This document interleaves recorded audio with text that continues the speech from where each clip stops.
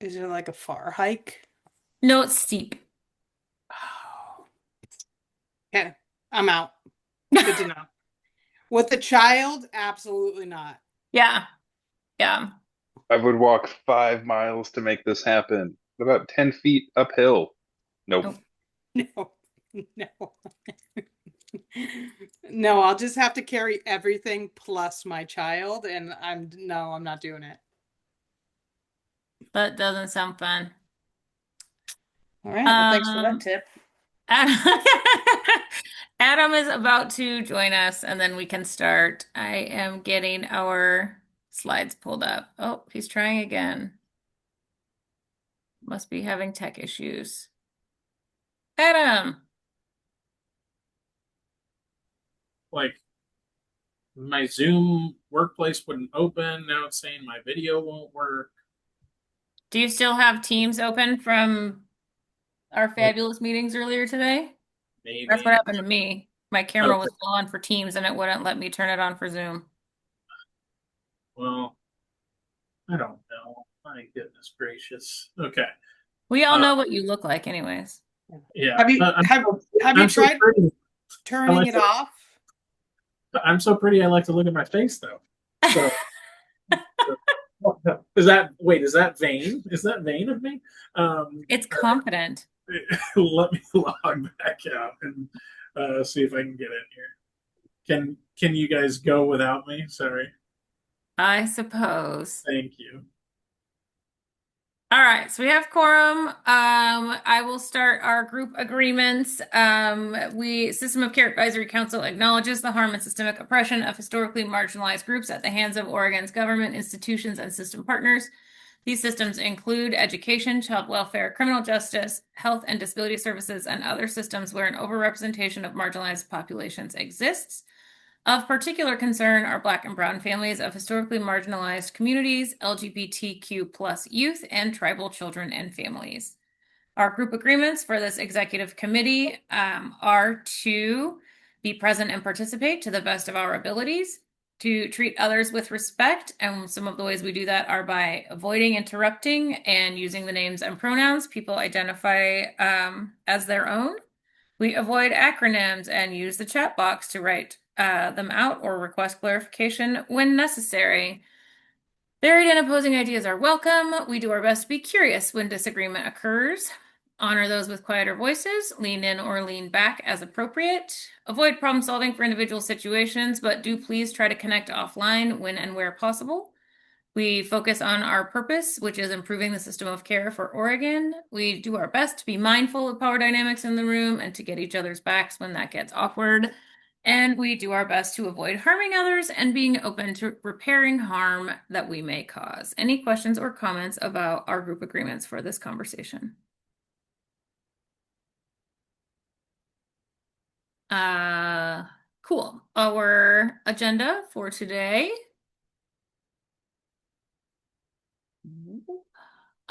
is starting with updates from staff. Then we'll do committee and affinity space reports. Then we'll agenda set for upcoming meetings, hold space for public comment, and close up. Does that sound okay to everybody? Okay. So the legislative report updates, that's me. Sorry, so much talking, but very conveniently, I also happen to have that open because I was just talking to Cody about it, which is why we're slightly late.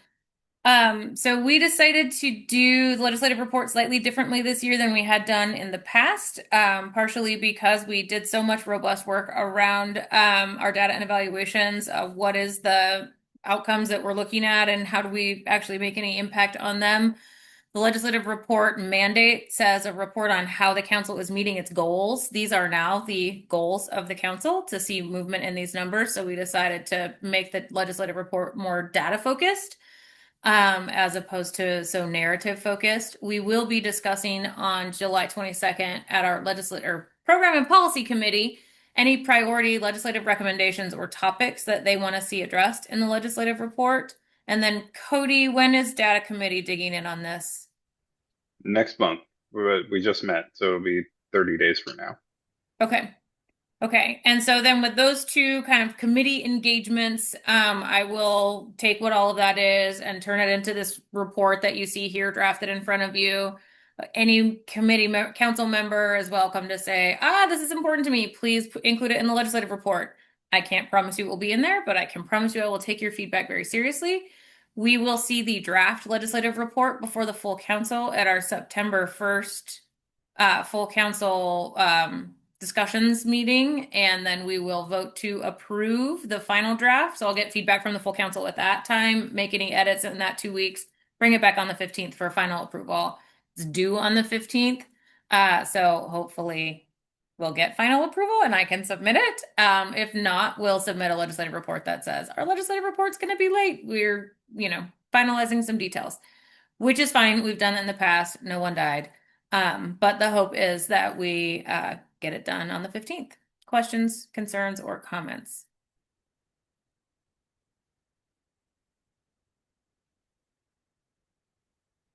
Awesome. I take your silence as enthusiastic support of that plan. Christy, respite updates. You have 5 minutes. Oh, really?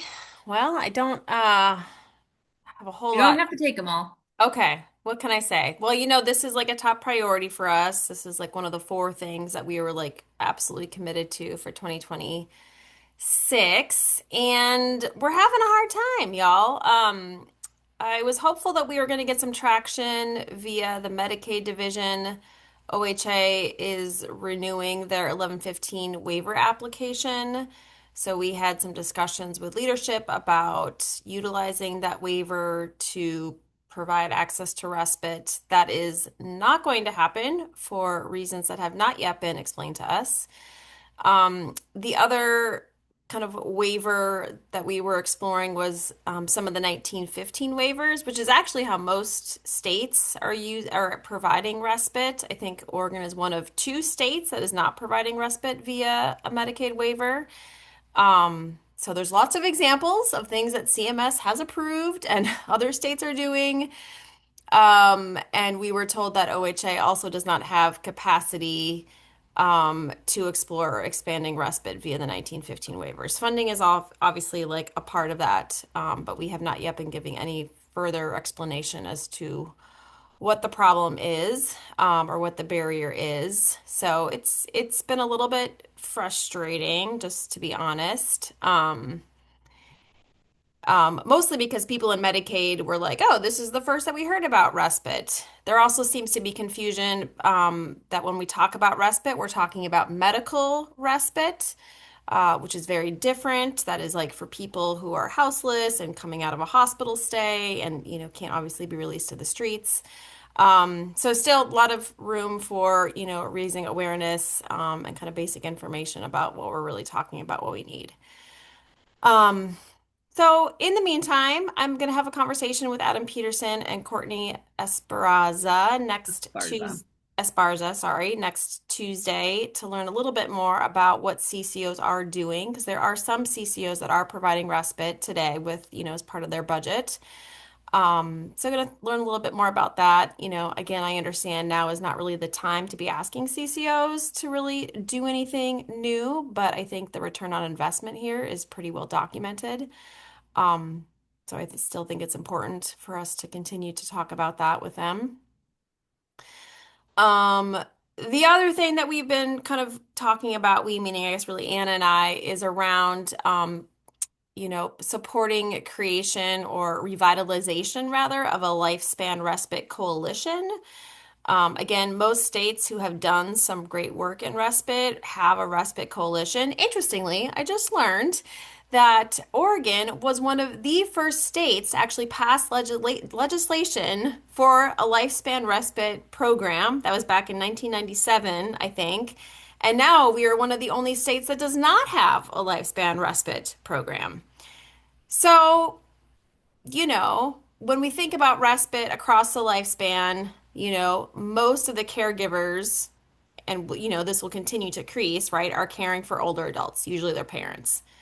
So I think maybe taking a step back, thinking about the other partners in this respite conversation, might be helpful. in terms of trying to get some attention towards those who are caring for youth as well.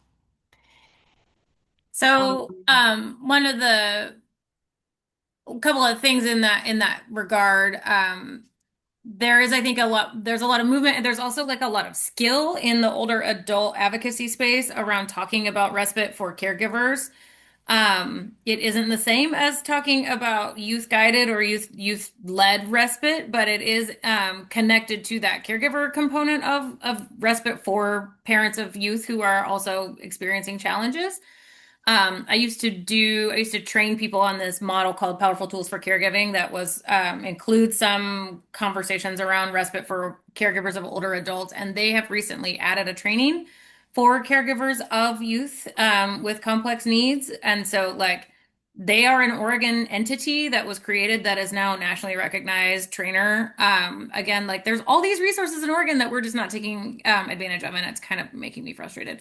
So, and then I've worked with Age Plus on other work. They would be like a necessary component of the Lifespan Respite Coalition. So if that's something that you all want to do, like we have some sort of opportunities to build into that with what resources we have. Not sure. I see your hand up, Leah. And then the other thing is, Christy, I don't know if you want to talk at all about there is some local or regional work that's happening that's also pretty exciting and inspiring that we may think about trying to build on, and maybe a little bit more opportunity in that space. But let's hear what Leah has to say first. I just had a question about the like Medicaid paying for the respite. Like, how are the agencies that are providing it for like the DD services? Because I know that that's a thing, and that I'm assuming is being paid through Medicaid. How is that happening, and why wouldn't it be in the same avenue? So I'm not a Medicaid expert, but my understanding is that it is part of for DD, ODDS services, they have the individualized care plan. And if respite is a component of your individualized care plan, then you get an assessment of how many hours you're eligible for. I do know that most people don't use their full eligibility up. Oh, Allison probably knows way more and wants me to stop talking. And we don't have any corollary in the behavioral health system for somebody to get an individual care plan that says this person also has access to Medicaid funded respite for these many hours per month or whatever. Allison? Yeah, so first of all, in the DD system, they don't call it respite. So I think that's going back to the confusion with all of this, right? They call it in-home services or they call it attendant care, but essentially it can be used for respite. It can be used for a lot of different things, but respite is one of them. And I think that, the challenge here is that technically all of the services for the DD community are under our state plan. So to be honest, technically, I think there should be a little more access. I just think it's very expensive to expand that access. And so I think it's just a tough situation. And I know, not to speak out of turn because I know the state is aware of this, but technically, since it's under state plan, it should be available to a broader range, but we don't have any criteria to determine eligibility for youth that have complex needs that are more behavioral or mental health focused.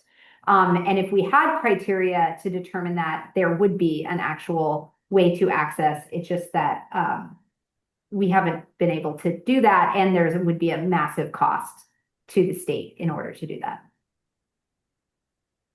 Thanks, Allison. Adam. Yeah. So we at Gobi do provide respite for young people in a foster home setting. We bill Medicaid, the CCO for that. So you have to be set up in panel or whatever you want to call it, right, with the CCO and have the ability to bill, right, Medicaid. So the billing component is frankly a pain. And then in order for eligibility, they have to be seen and have a plan of care that includes respite as a service. So like that's how it is then eligible for us to provide the service and bill back. Some CCOs frankly just don't offer it. Like Pacific Source is one, not to throw them under the bus, but like we worked with, I tried to get it in front of Pacific Source for years, and Danielle Brown, who was there at the time, director of behavioral health, just they either didn't have interest or decided not to pursue it. So Yeah. So Adam, this is confusing for me though, because according to the dashboard, the 2025 data is what I looked at. Pacific Source was paying for respite both in the Central Oregon region and more commonly in the Lane County region. They served like 48 kids. I don't know to who then. Yeah, I also maybe don't know. maybe they just didn't like us. I don't know. Yeah. Yeah, I'll ask Danielle. She works at Gobi now, so Oh, does she? ask her. Yeah, Oh, interesting. Okay, I'd be very interested yeah, in what she yeah. tells you. Okay. I'll ask her. You know, But- okay, great. So, and then a couple more things, and I know we're spending a little more time on this topic than is on the agenda. I don't care. In the follow-up that they sent to Christy and I, which gave us like zero information about why, they recommended that we investigate ILOS or in lieu of services. Christy followed that rabbit hole to its legal end, last year, I think it was.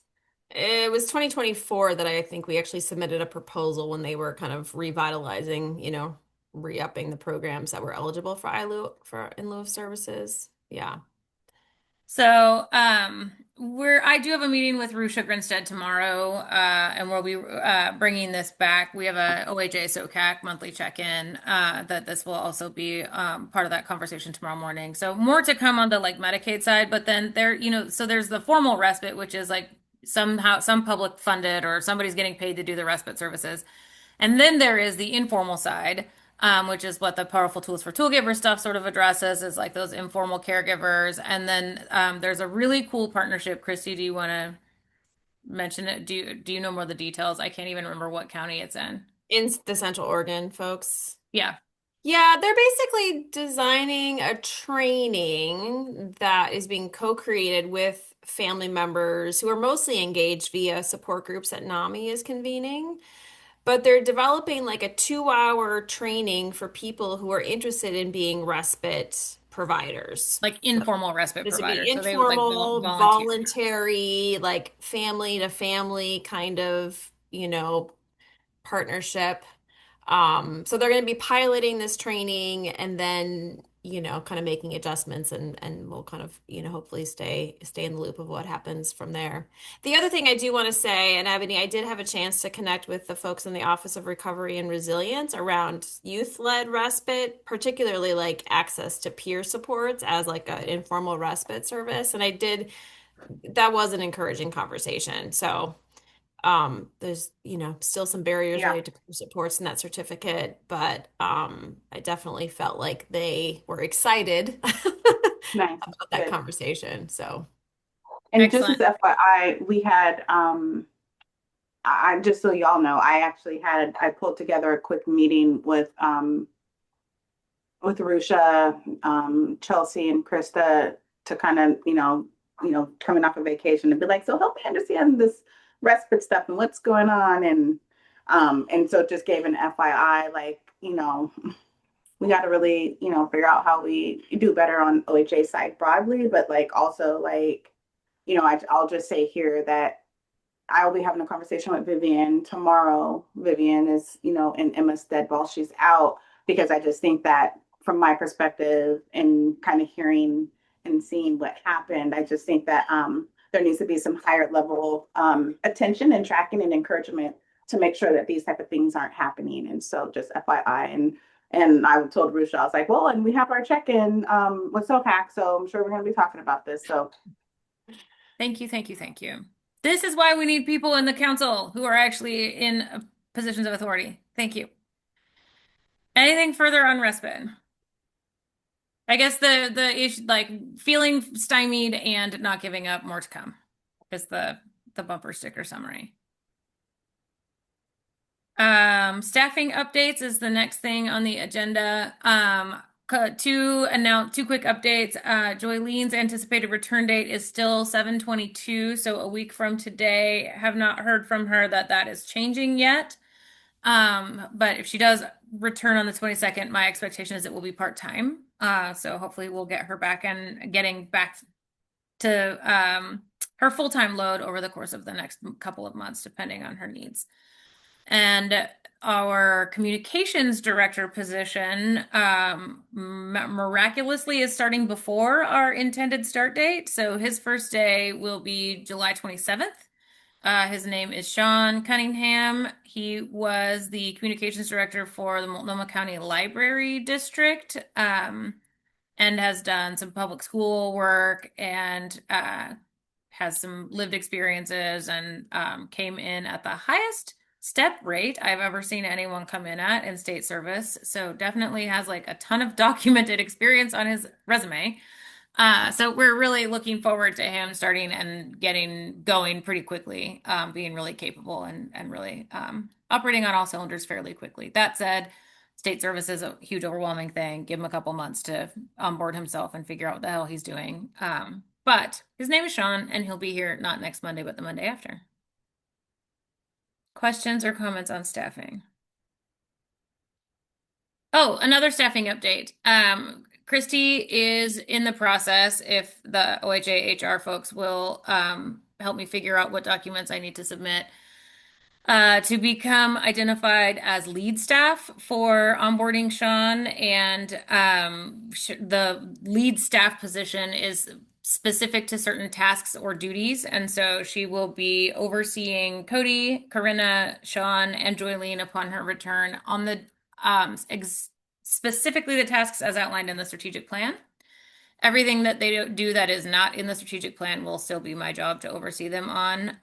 This is in part to help me manage bandwidth on my side, and in part to ensure laser focus on strategic plan activities and goals on our staff side. So having one person who's really driving that work specifically with them, and somebody else who is driving all the other things that we all do throughout the course of our days, which is actually more than the work of the strategic plan, unfortunately. So questions or comments on that are welcome at this time. Cool. And then budget update. You should have, I believe, in your calendar invitation. Corinna, is it attached to the calendar? Yeah, it's attached to the calendar. I can grab the link from the website too. Exec agenda, updated projections. Okay, here we go. So if you see copy of SOCAC exec updated projections on your calendar invitation or on our website under this meeting tile, I will open it and show it to you, but it's taking its time. So this is, I actually asked June, the woman who manages our budget. Oh, I have to hit share. One moment. I can see it. You can see it? Mhm. Oh, great. Asked her to It's do hard to an read. update of what our budget will really look like, with some of the changes that have happened in terms of, Joylene being out and bringing Sean on, and a couple of other changes that have happened. So this is the updated version, including those sort of staffing changes. So information that feels really relevant is that we are looking at an ending fund balance of 73,000 of general fund and 794,000 of federal fund, for a total unallocated amount of 868,525. I am working with June to federal fund match as much of this as I can. That is leaving some federal fund matching on the table right now. It's not matched against our salaries, which it should be at a 15% rate. So some of that salary money we've spent will go down general fund wise, and that will increase on the federal fund side. And then we're also looking at every single grant or contract that we have issued and maximizing our federal match there. The reason for that, for those of you who have not worked in state service, is that general fund money is super, super flexible, and federal fund money is not super, super flexible. So we want to use up as much of the federal funds that we can on the things that they're eligible for, so we have more opportunity with the general fund stuff. I do anticipate that we will be spending the budget essentially down to the penny. with maybe a little wiggle room as we're holding some back for stipends and payouts for System of Care Advisory Council eligible members, appointed members with lived experience. I don't know if there's questions or comments that people have on that. I did give us a little bit of extra time because this was a new document. Just if you have.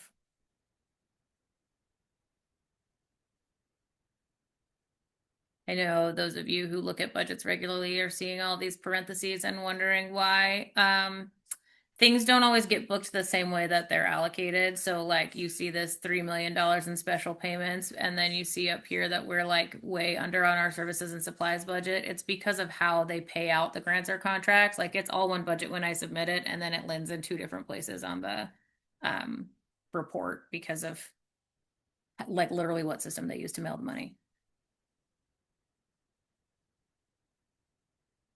Cool. Well, if we don't have questions on that, we will have additional conversations as needed. And I will invite Adam, if you want to facilitate the committee report so that I don't have to be the one that talks this whole time. We would enjoy hearing from you. I mean, I will if you don't want to. I'm happy to allow you if you prefer.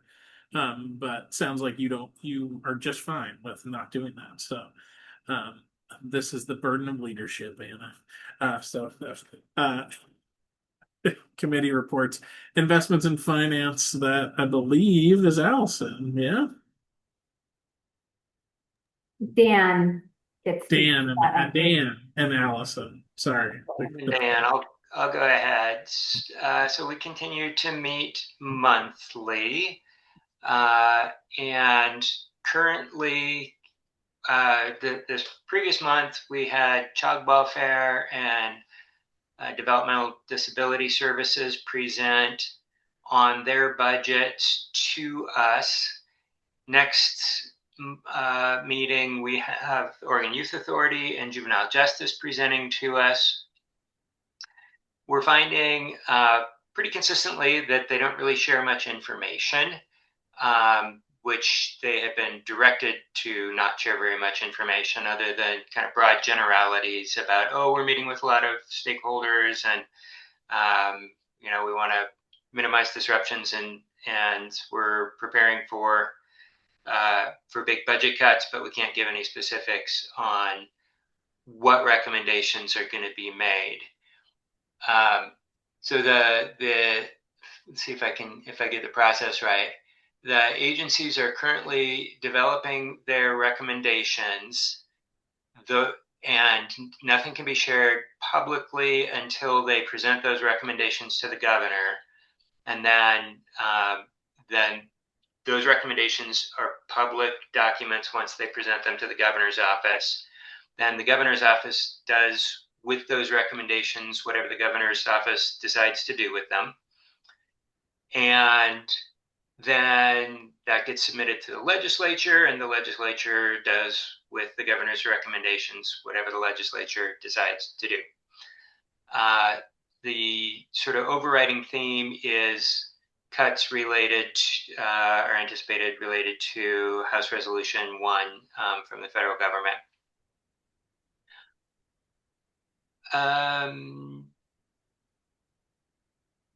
Christy or Allison, anything you want to add on that budget process? So Anna's gonna attend the Investments in Finance Committee maybe August, maybe September, and kind of provide her recommendations really on what she is seeing in these budgets, because she'll have access to them before we will. And that'll be kind of an opportunity for the committee at large to kind of react to those recommendations, provide feedback. And then I assume, Anna, that those conversations will continue with the governor directly. Is there anything else? Probably not with the actual governor, but with her team. Yeah. I think the other thing is if we do, I think, I know that Allison and Dan looked at the statute around what we are supposed to be able to do in terms of agency recommended budgets, and the practice that Dan just mentioned of like, they're really giving us no detail. Like we can't do what the statute says we could do because we're not getting enough detail to actually dig in on prioritizing like how they're engaging in the cuts conversation, what stakeholders are they bringing to the table, right? They're giving us such high level information that it can't really be turned into any concrete recommendations or action steps. I don't know, Allison and Dan, if you disagree. That's kind of the vibe I got from Christy. Okay. So we talked about changing it in the stat. What do we do with that? I think what we do, at least this time around, is we issue a written letter. These are the things that we want to make sure are prioritized in the legislatively approved budget or in the governor's recommended budget, depending on like where we are in timing. And then we keep working towards actually achieving what the statute says we have the authority to do. And I think that's part of like a trust building effort over time, that we actually get to have those conversations with the budget builders. Maybe it is a closed conversation. Maybe there is some way we limit their liability to like the public seeing like, oh my God, you're going to cut this thing. And then, that's why they don't want to do it. Because if they put that information out there before they've decided, they don't want to deal with the resulting shit show. Right. And so how do we do that in a way that they can be honest with us and we can give them meaningful feedback is a process we actually have to figure out together. So this is just like our first fact-finding mission. Yeah, I will say from outside of this space, I've been in conversations with now, the deputy director at DHS came and spoke to the Oregon Alliance last week. We heard from Lacey Andreessen at a DHS provider meeting today about their budget. I keep hearing, but then there's no detail, and they're saying they want stakeholder feedback and input, but they're not giving us a product to really analyze or review. And so I get really concerned that they're going to say, we went out, and talked to this group and SOCAC, and we got their feedback, and that's how we developed this budget. And it's like, the hell you did? Like, you told us that things were happening, but you didn't give us anything actionable that we can even look at to tell you, of this menu, you need to get to here at, even a 30,000 foot level. So, and I think that's exactly Which I think is really interesting too, because I feel like there's a lot of like vague recommendations and nobody wants to be the one to make a difficult decision. And I feel like if anybody wants to make difficult decisions at SOCAC, like we are so ready for hard conversations. Like, how are they not outsourcing that to us? Because we'll do the unpleasant thing, like for whatever reason. We're very good at that. I'm sorry, Dan, I talked over you. Oh, I was just saying, what Adam is afraid is going to happen is exactly what will happen. Cool. Yeah, and so yeah, I mean, it is kind of one of those things that like I understand their hesitancy as well. And like if they really allowed us a little peek behind the curtain, we might be able, and frankly, maybe a gift to the state is that Fairbours has been placed at the head of OHA. And I know that's a massive organization, but with his experience at ODHS and now, leaning on hopefully Ebony and everybody else at OHA that's been there for a while to say, where are we duplicating services across these two massive organizations? And that we can cut general fund here because we can really lean on the effectiveness of the other agencies' program here, or get it to do what it should be doing. So this part over here doesn't need to exist. So, yeah. And yeah, thank you, Ebony. I imagine that is your hope as well, from your new boss. Yes, I'm feeling very hopeful. Yeah, I think we all are, right? I think, frankly, I think that was a good change and good decision that was necessary. So from that, I think depending on whether we do get a peek behind the curtain or we wait until the agency recommended budgets become public and then we write a letter regarding what we hope we see in the governor's recommended budget, right? Like that may be where we have the ability, the access to lean in on the conversation that we want to lean in on, which is the SOCAC recommends funding these things or not funding those things. Well, and the ARB, right? The agency budget versus their cut list that they're going to send out as well are going to be different things, likely, right? And so I Yes. think, I mean, I will say I've done both of those things and they are different. yeah. And Like so, it's two separate processes. and they're coming out at separate times, right? I believe. Yeah. Okay. I'm like, one's August, the other's November. I don't know when the cuts come out. This time they had us do just a full 10%. Last time they had us do 2.5%, 5%, 10, and 20. This time they just had us do 10 across the board. Yeah. But obviously you can't cut salary. And so, Right. I mean, maybe if you're a bigger organization, you can say we're going to hold positions unfilled. We don't have positions that sit unfilled at SOCAC. We don't have that kind of turnover. So we have You to know. cut everything else because we can't cut salary to get, and salary automatically increases, right? So you have to take a deeper cut in the rest of your budget. Right. And if you want to spend some of your free time digging into the fun of the 25-27, legislatively adopted budget, that's really the closest thing you have to understanding where cuts could come from, and we're talking about 10% general fund, right?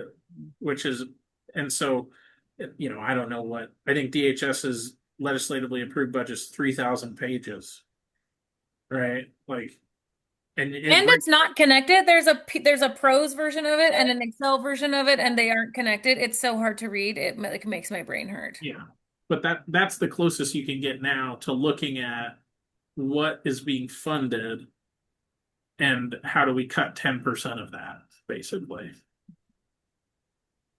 And that's just a mess. It's just complicated.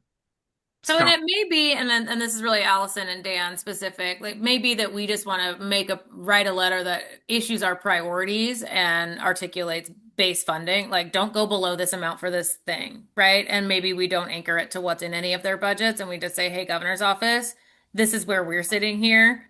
We expect you to take this into consideration as you're writing your governor's recommended budget. That would be my suggestion as well. And we kind of flirted with that idea. In part of the reason we asked you, we thought you could come is kind of help us frame that out based on what you're hearing, because I think there is value in being on record as saying we believe in this, so that when it's something different, we can say, well, but we were on record that it should look more like this. 100%. Okay. That was like a very robust committee report conversation. Adam? Oh, you almost just took it right back over. Go ahead, Williams. Program and policy, which I believe is Leah and Ebony, if I'm pulling from memory. Is that accurate? That is accurate. All right. Which means I think it's me, because I think Ebony had to step away. She's just in the car. Oh, she's in the car. Yeah, I'm driving. Hey, Ebony. We have been working on the legislative concept. We've been doing red lines, and I think we're pretty much there, but we'll do more conversation with that at a later meeting. We have our next meeting next week on the 22nd. And I had everything up, and now it's all gone because I was doing something else. I think Christy's still working on the school-based services, and we're going to be talking more about care coordination and the care coordination work group. And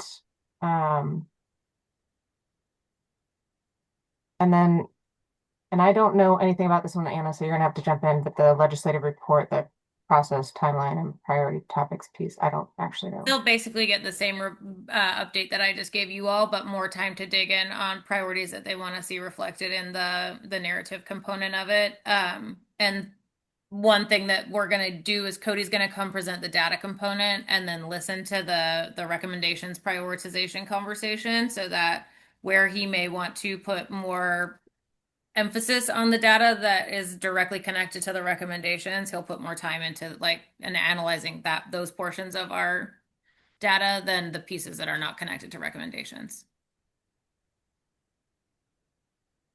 So yeah, that's it. Yeah. I was gonna say that's kind of it for now. Which, I mean, it sounds small, but is actually big. So do tune into program and policy if you would like to think about school-based services or and on the school-based services thing, I want to just say, like, I will be making a recommendation in that room, and we're sort of trying to prepare people who are also going to be a part of that conversation to chime in. I think the best opportunity in the opportunities we've evaluated around improving access to school-based services that we have the resources to achieve is addressing misinformation and confusion around the HIPAA and FERPA and the barriers that it creates for information sharing across providers and systems within the school settings. So that'll be the one that I kind of recommend, is like maybe we dig in there as our school-based services priority topic for 2026. That was another one of those that is in our strategic plan, is like a 2026 top priority is improving access to school-based services and support. So we got to get rolling because it's already July. I think that is it, right? Program and policy. Okay. You're going to see if you're going to do it. No, I thought you might. Data and evaluation. So that is Andrew and Cody And Jackie. and Jackie. Sorry, Jackie. Present. So Jackie, do you want to take the first swing at this, or you want me to go? Sure. We had Paige Snow from OHSU, right, come and present on early periodic screening, diagnosis, and treatment, which is EPSDT.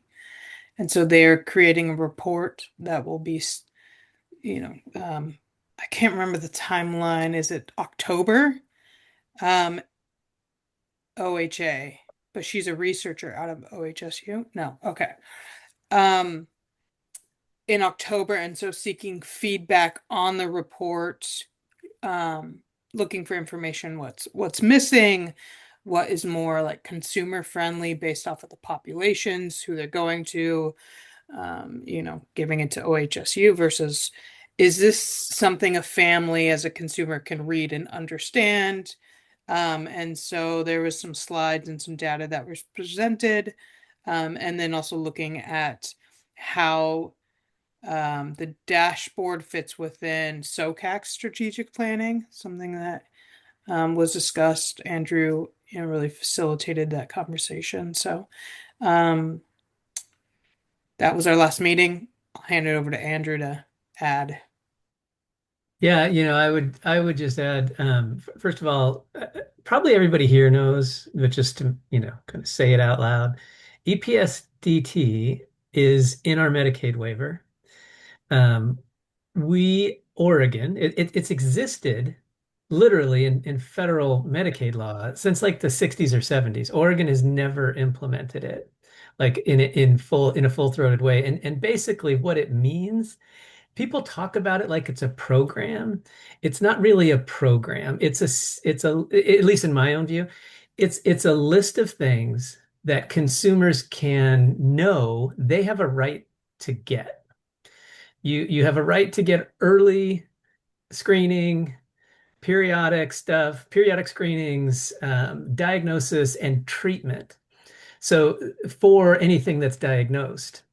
So I think there's an opportunity here to do some kind of, I don't know, and this is what kind of Jackie was talking about too, is how do we communicate to people what this means?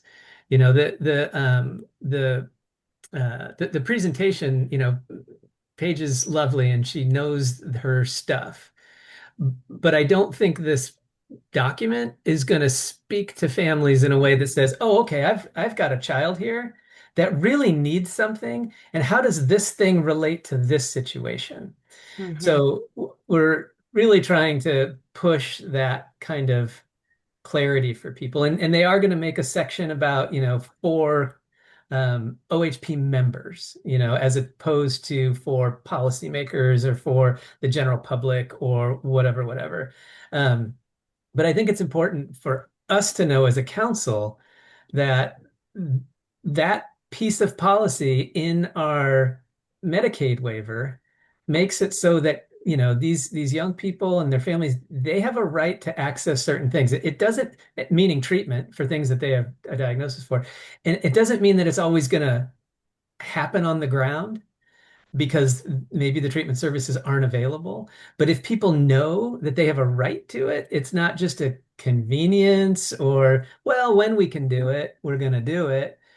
Then maybe they'll be more vocal in kind of self-advocacy, and others will be able to help. So to me, that's, I think, the opportunity in understanding this policy a little better. We're going to go forward and talk more about kind of strategic plan outcomes in the next several meetings, but that's kind of where we are. And, I would say it along with EPSDT, because I did that work with the CCO, is that a lot of what we saw in mental health, it's about how clinicians are billing, right? Like you can start billing, the prioritized line is, not there for some of those youth. But a lot of families, OHP families, aren't going to really understand that component of it. And so I think a lot of that information is really important for providers to say, like, this is possible to bill for versus I can't do this diagnosis because then we can't bill for it. And so I'm curious to see how that will play out more. And EPSDT has been what they released this years ago, right? Now it's at least 2021, I want to say. Yeah, at least a couple years, at least a couple. Yeah, it's been in the plan. I don't think people fully understand it. Right. Yeah, and I really don't think that it's should be so focused on families, but families or consumers should be able to know about it and know how to understand it, I would say. It is like a thing you could take like to the OHA Ombuds office and say, hey, I got an assessment, I got a diagnosis, I was referred to treatment that I believe is medically necessary and appropriate, and there's I wasn't able to get access to the thing. Like this, you know what I mean? Like it gives somebody a little bit of power to self-advocate. For instance, like BRS would be an EPSDT covered service. You can currently only access that through Child Welfare or the Youth Authority. Somebody were to say that's actually qualifies under EPSDT, I want my child to have access to this BRS service, that would be an advocacy thing that then there is no legal reason why OHA could say like, oh, your kid can't have that, right? Like it is covered by EPSDT. So it's an enhancement to the entitlement. It doesn't necessarily enhance the access, but it could for a family who has the energy to advocate. I did put it on Sean's list of things to kind of think about. Like, is there a relevant communication opportunity there around providers and families to think about how they could better access services based on this entitlement? There was a slide on there about how to access or how to use ombuds with like specific examples of this is my issue, and then how the ombud can respond in regards to supporting their understanding of it. So I thought that was a helpful page. I do think they're really trying to put it out there in ways that it can be used to be useful. I just think we already know what we're talking about, so it's hard to explain it to people who don't know that sometimes. The other thing that I did ask them, they're not prepared to do in this go round, but apparently they had already had some sort of a robust internal discussion. I think a lot of these state level reports need recommendations. It's just a lot of information. It's sort of like, blah, here's everything you ever wanted to know about something you didn't know anything about. But it leaves the reader kind of like frozen, like, well, what do I do with all that? And so, for policymakers and for anybody, I feel like we need to get our state partners to be saying, here's what it is. And based on our analysis, here's what we should do. Doesn't mean we have to, doesn't mean that's the right set of steps, but we should have some recommendations. And I think they plan to do that maybe in the next report or something. Anything else? Data and evaluation? Nope. So I think we only have Jasit here. Annette, I know you're a member of Membership and Development. I am taking your job back, Adam. Any updates from the Membership and Development Committee? We are starting. Oh, Justine, go ahead. Oh, no, you were already in mid thought. Thank you. We're starting our interviews next week for the committee assignments. I believe we're going to do Monday, Tuesday, and Wednesday for candidates. We have, that's next week. We have our committee assignments for our people on the FAC, which they're pretty excited about, and we are too, to get them more involved. So more details to come after we go through the first round of interviews. And we did an onboarding training on July 6th for folks who were coming in, folks with expertise who are coming into committee work. So they've been already part of the family affinity space, but now they are moving into active work on each. They've 2 seats on each of the subcommittees. I don't know, Annette, if you want to say anything about that, but I was really excited about that sort of opportunity to do onboarding there. We're going to talk about that with Leah. Okay. All right. We'll leave it there then. Leah can talk more about it later. And then a couple things, Annette, just you may not know, I've gotten outreach from 2 different sources within the Youth Authority, and I have a conversation tomorrow with a young woman who is in the Jackie Winters facility who wants to apply, and a conversation next week with a young man who's in a YA foster home who also has experience with child welfare. Who is also interested in applying. So getting some good justice involved engagement from our young people. Thank and I'm going to invite them to get involved in the youth affinity space, whether they apply or not. If they were interested in developing leadership, I think it would be great to have them in that space. Anything else, Jasid? No, I think that's basically it. Awesome. Okay. And now Leah can tell us about her FAC update. Except you stole all of it. No, I'm just kidding. You did steal some of it though, and it is really exciting.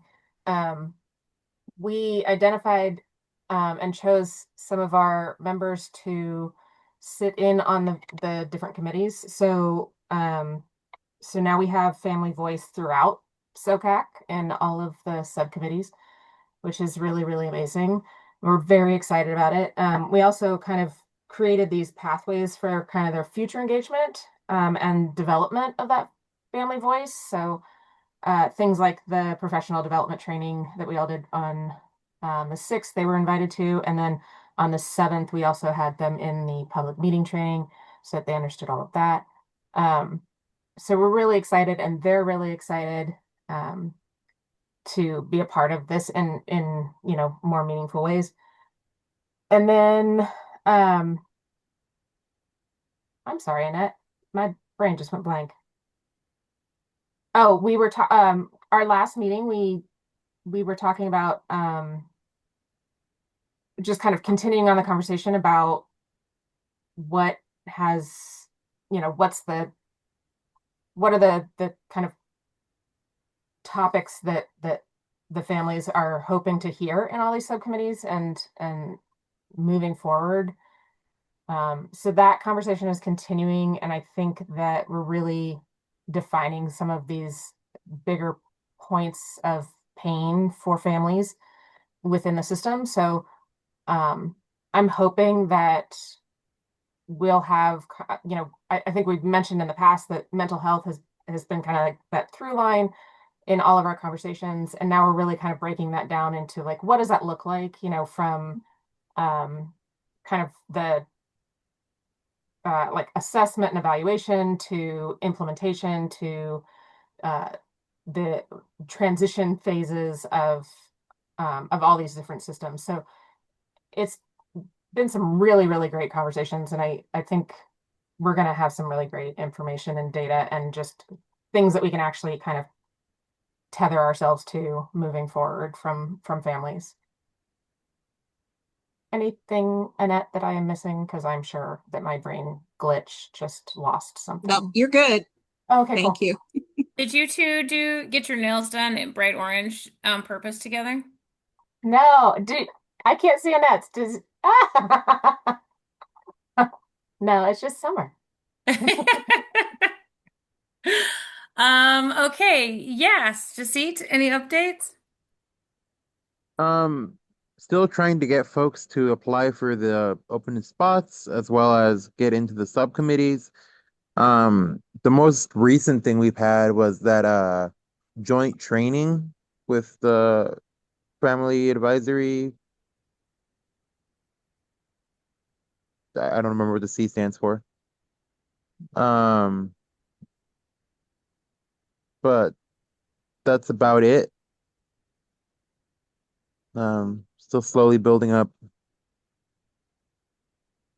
Yeah, in a rebuilding phase that has not had as much energy behind it as the FAC had. So these things ebb and flow. I do think we'll start. It's thundering at my house. That's amazing. Ooh. Do you think we'll start seeing some momentum building as we've built a little bit more stability in, and then as staffing capacity returns? I know I've said it a few times this past couple of weeks, but we're operating at 60% capacity, and I think we're doing a pretty good job in that context. You're doing great. Thanks to Seed. I just needed that affirmation.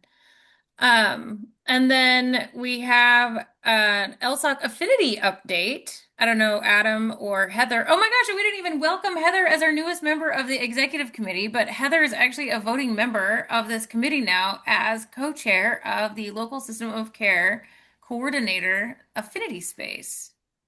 Woo! Can't believe I've been promoted from fly on the wall. It so rarely happens that you take the fly off the wall and give them a microphone and a vote. True, so true. I don't know that we really have too much of an update, just that we solidified a date and time. I actually, what is it, the third Thursday at 10? Mm-hmm. Is that right? Okay. Mm-hmm. So we do have a monthly meeting for 90 minutes, and I think we're just waiting to see who's going to show up and commit to participating. I don't know if I missed And you anything. have your co-chair. Who is your co-chair? Mhm.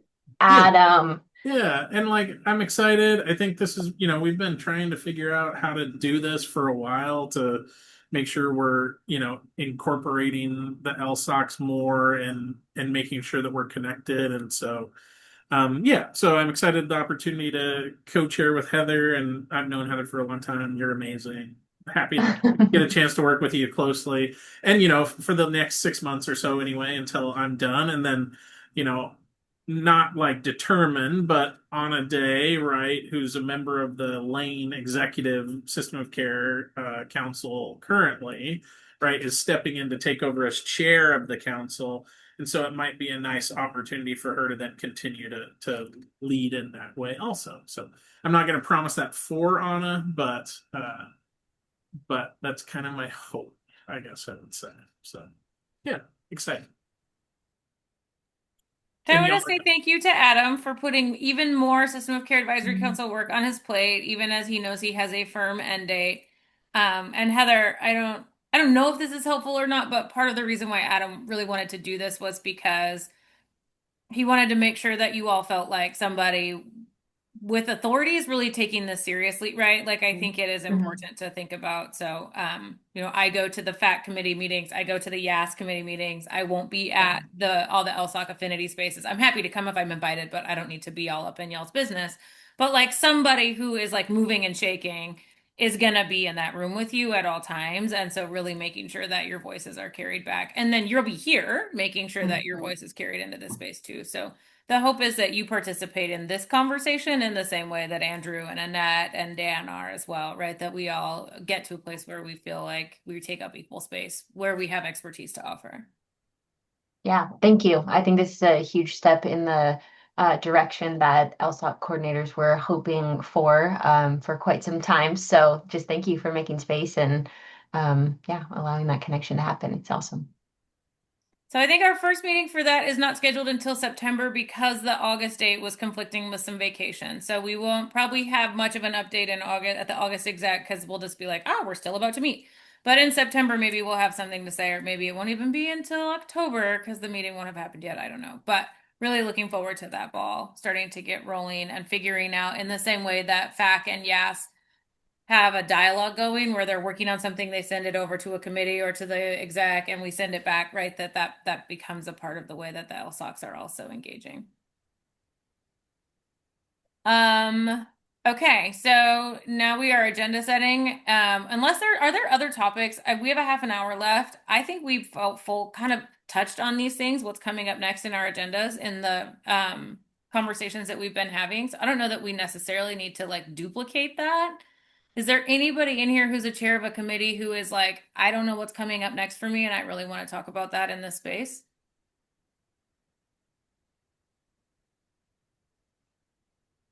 Cool, then this agenda section might be a little bit of a waste of time. Are there other topics that you all want to bring up or discuss in this space instead of rehashing what we already touched on, or what your council staff already knows? Like, we've pretty much got our agendas lined out for the next few months.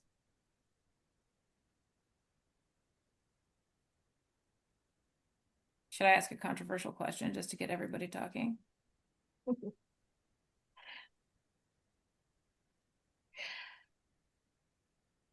I don't really have one. I will say I want to make sure that it is clear that some of that money that we've been talking about as having overages is going to go out the door in service of our strategic plan. We're not holding them. We're not turning $1 million back over to the legislature. I'm sorry. That's our money. I want to spend it. I'm not sorry. And so, two projects that we are lining up to fund in alignment with our strategic plan priorities are expanding access to peer-delivered services for youth and families who are involved in the deeper ends of the systems. So, we are issuing $200,000 to DHS to invest in the expansion of the BBI initiative. I do not know what BBI stands for. Probably someone else in here does. Building Bridges Initiative, right? And that clarifies everything for you. It's the Building Bridges Initiative. And it will be focused on providing family support specialists and youth support specialists to partner with young people and their families who are involved in foster care settings. So they've already done it once. Now we're expanding it to include Youth Authority and BRS settings.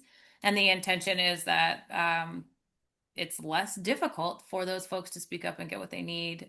There's a lot more to it than that. There's data. Some university is going to be looking at how it's all impacting system outcomes, blah, blah. We're throwing $200,000 at that. DHS was going to do it anyways, but we got to weigh in and say, expand it to OIA foster because we'll give you some money to do that. So that's happening. And then we are also giving $210,000.